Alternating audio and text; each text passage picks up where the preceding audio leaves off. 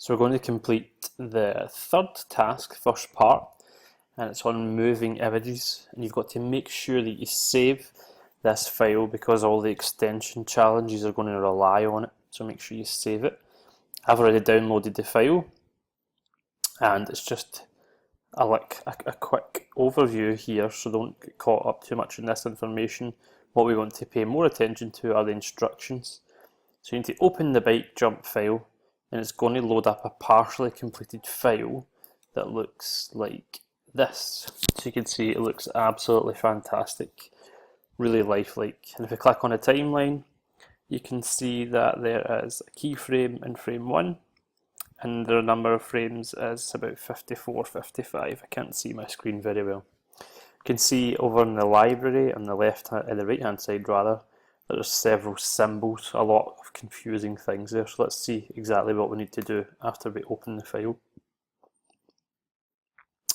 So you can see the first job for us to do is to add a new layer by clicking the icon in the bottom left of the screen.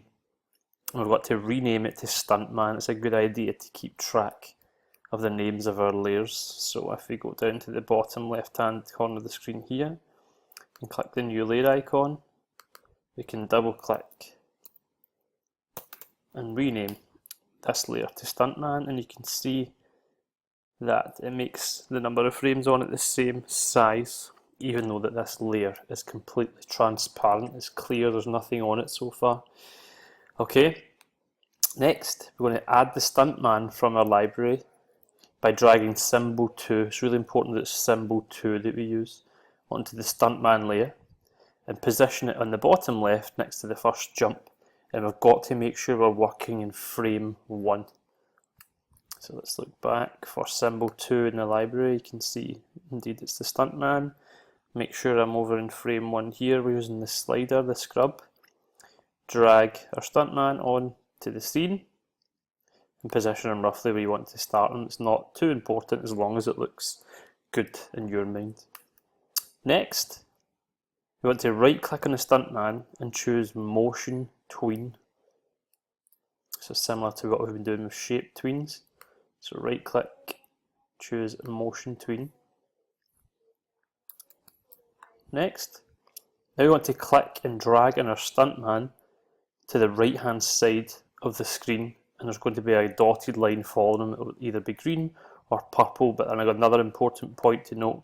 We've got to make sure the slider is in the final frame, because that's going to be our final keyframe.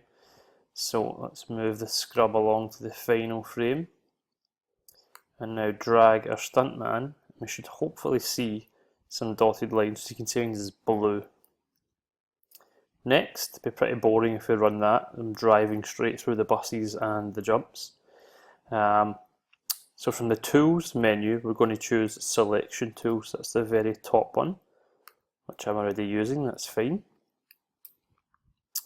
Now, we want to move the cursor over the green line near one of the green dots, and it's going to change the display, and a curved line is going to appear underneath it. And if we click and drag on it, we can create an arc more like a legitimate jump. So if you can just see between the two buses there, there's a slight curve appearing, so it's not there, and now it's there. If I click and drag, I can manipulate this arc so it looks more like a proper jump across the ramps. And if I let go, you can see it stays in that shape. Let's see what's next. So we want to click Control and Enter to run and test our animation, and it should look like this. Amazing, and it will keep looping. Other things that you could do to make it look better are go back to earlier frames, always inserting keyframes. And if I hit actual shortcut keys, so I want to insert keyframe. It's easier with the shortcut. I can use the free transform tool to make them get larger, go further on, insert keyframe, make them get smaller, back down to the normal size.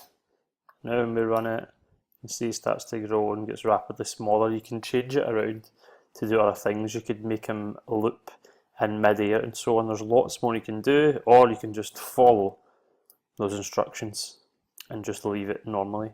Now once you complete that, make sure you click that you've completed part 1 and click to save your progress before moving on to part 2, and make sure you save this file because all of the extension tasks are going to rely on us having the completed bike jump.